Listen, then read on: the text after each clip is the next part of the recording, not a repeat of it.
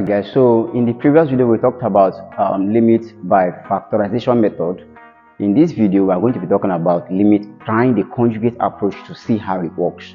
Okay, so let's say we are given this example to evaluate limit as x tends to 4 of root x minus 2 all over x minus 4.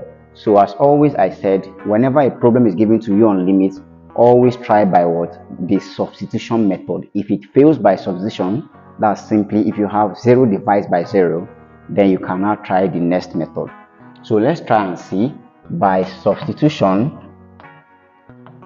Okay, you simply set x to be equal to the point of the limit. X approaches 4, therefore simply set x to be equal to 4. This means now that limit as x approaches 4 of the given function becomes square root of, in place of x is 4, it becomes root 4 minus 2 all over, in place of x here we have 4 minus 4. Okay, this is now equal to root 4 obviously is 2 minus, put down your 2, all over 4 minus 4, and this is now equal to 2 minus 2 is 0, all over 4 minus 4 is also 0, and this is indeterminate. Okay, this is indeterminate, hence we'll try the next method. So you look at the function given to you. If you can factorize, there is no quadratic factor here, so which means I cannot factorize the given function. Then you try the conjugate method. Now by conjugate, it simply means wherever you have a square root in the given expression, change the sign in front or at the back of the square root. That's simply conjugate. Now take note, not the sign inside the square root, but the sign in front of the square root or at the back of the square root. Use the value to multiply the top and the bottom of the given function. That's the conjugate. Okay, now I have this conjugate of this function. Now becomes, this is where I have the square root as the numerator. The sign in front of this square root is what? Minus here. Therefore the conjugate of this function becomes root x plus, change this sign to plus, it becomes plus 2. This becomes a conjugate. You multiply this function, both the top and the bottom, by what? The conjugate. Then you evaluate. So let's do it and see. I have here limit as x approaches 4 of root x minus 2 all over x minus 4. So I will simply multiply by the conjugate. This is now employing the conjugate approach. Alright, so multiplying top and bottom by the conjugate, I'll have multiplied by root x plus 2 all over root x plus 2. So I will simply have this. So that's what you do when you cannot factorize the given function. Then you employ the conjugate method.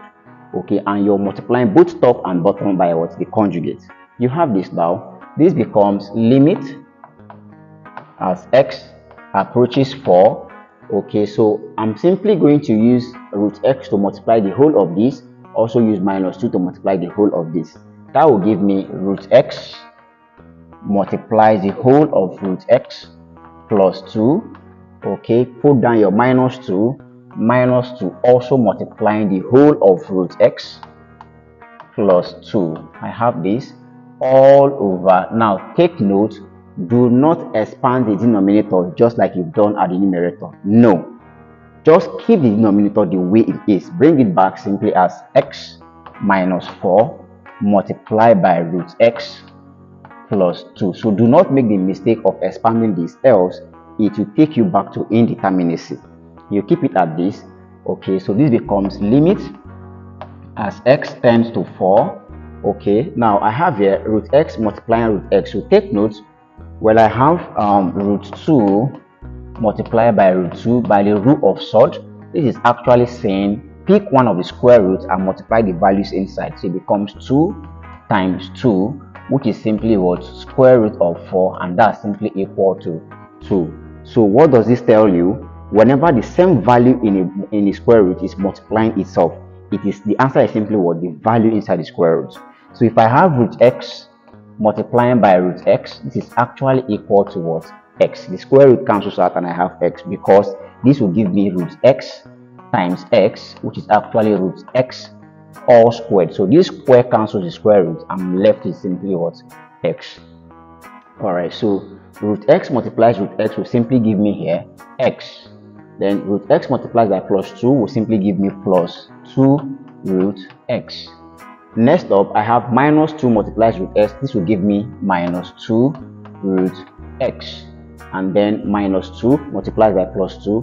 This will give me minus 4 all over. Also take note, do not expand the denominator. Keep it the way it is. So I have x minus 4 multiplying all through by root x plus 2. Okay, this becomes limit as x approaches 4. Okay, as x approaches 4, I have here now 2 root x minus 2 root x. This is off, it becomes 0. So what I'm left with at the numerator is simply x minus 4. So you put it down, x minus 4 all over the denominator. I have x minus 4 multiplying by root x plus 2. So take note, at this point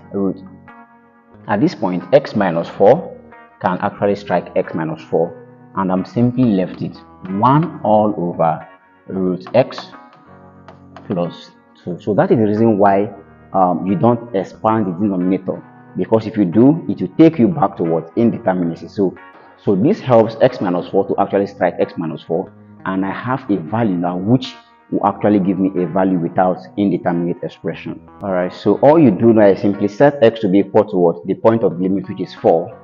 Therefore, set x to be equal to 4.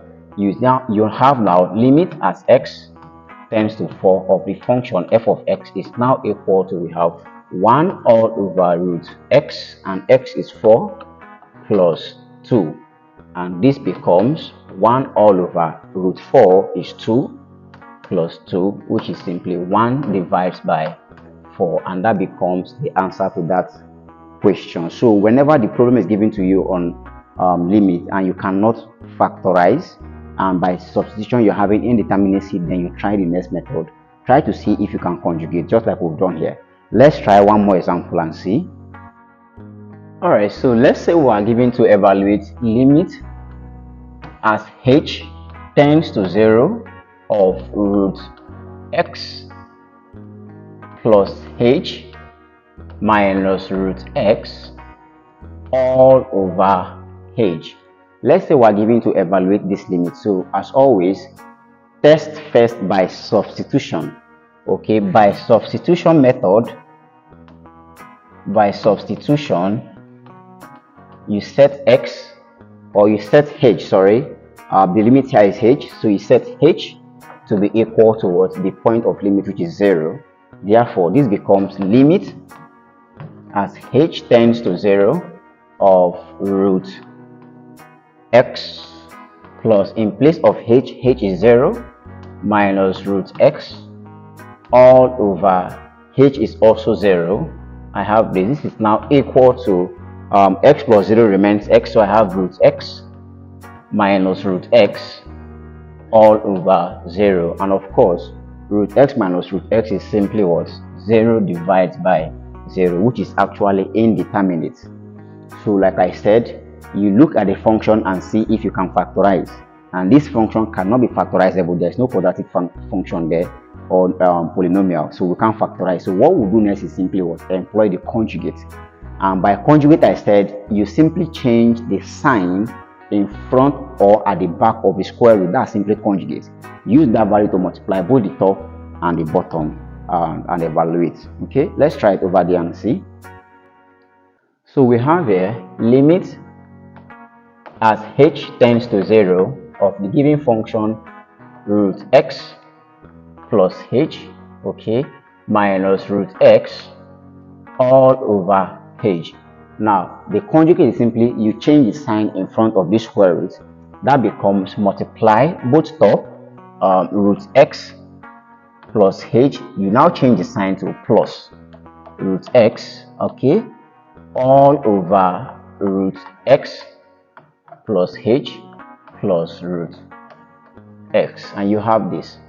Now like in the previous case, it means you have to use each of these variables now to expand what? The whole of this variable. Therefore you have limit As h tends to 0, this becomes root x plus h, multiplying everything here, root x plus h plus root x. Then you put down your minus root x, multiplying everything here as well. That becomes root x plus h, okay, plus root x, okay, all over. Yet again, do not expand the denominator, simply keep them the way it is. It becomes h multiplying by root x plus h plus root x, and I have this. This becomes limit as h approaches 0. So if I expand this like I explained in the previous question, if I expand now, root x plus h multiplies root x plus h, I will simply have x plus h. Next up, I will expand root x plus h multiplies by root x. This will simply give me plus. Okay, I can pick one of the square roots and multiply the values inside. It becomes plus root x multiplies x plus h. Okay, it can still be this. Next up, I have minus root x multiplies root x plus h. Same thing, this becomes now minus, pick one of the square root, multiply the values inside. It becomes x into x plus h. And finally, I have minus root x multiplied by plus root x. Of course, square root cancels out. I'm left with x, so it becomes minus x. All over, this still remains h into root x plus h plus root x. And I have this. So from here, it is clear. Root x into x plus h minus root x into x plus h strikes out. I'm left with simply limit as h tends to 0. At the numerator now, I have here x plus h, I have here minus x all over h into root x plus h plus root x. Okay, so from here it is clear, x minus x cancels out. I'm left with only h. This is now equal to h all over h into root x plus h plus root x. So from here it is cleared, h can actually what strike h. All right, so if that happens, you simply have limit as h tends to 0. The function left now becomes 1 all over root x plus h plus root x. So at this point, you simply set h to be equal to the limit. You set h to be equal to what? 0, which is the point of the limit. Therefore, I have limit as h tends to 0 of the given function. F of h is now equal to, this becomes 1 all over root x plus h is 0, so it becomes x plus 0 plus root x, and this is equal to 1 all over x plus 0 is x, so I have root x plus root x. Okay, and this is now equal to 1 all over root x plus root x is actually 2 root x. Okay, so well, you're not permitted to leave a square root as denominator, so what we'll do is also multiply both top and bottom by 2 root x all over 2 root x. If you do this, you simply have 2 root x multiplied by 1 gives us 2 root x all over 2 times 2 is 4, root x times root x gives us x, so I simply have 4x, and of course 2 can strike here, 2 here is 1, 2 into 4 is 2, so it means that the answer to that question is actually root x all over 2x. That becomes the answer to that limit. All right guys, so that is it on conjugate approach. Okay, so not forgetting, do not expand the denominator, just keep it like that and expand only the numerator. It will converge back such that numerator will cancel denominator, and then you have the value for the limit. And that's it on conjugate method. I hope you find this video interesting. Please, if you do, I would like to get your thoughts in the comment section. I'll see you guys in the next video talking about the L'Hopital's rule. Thanks guys, and of course sit tight.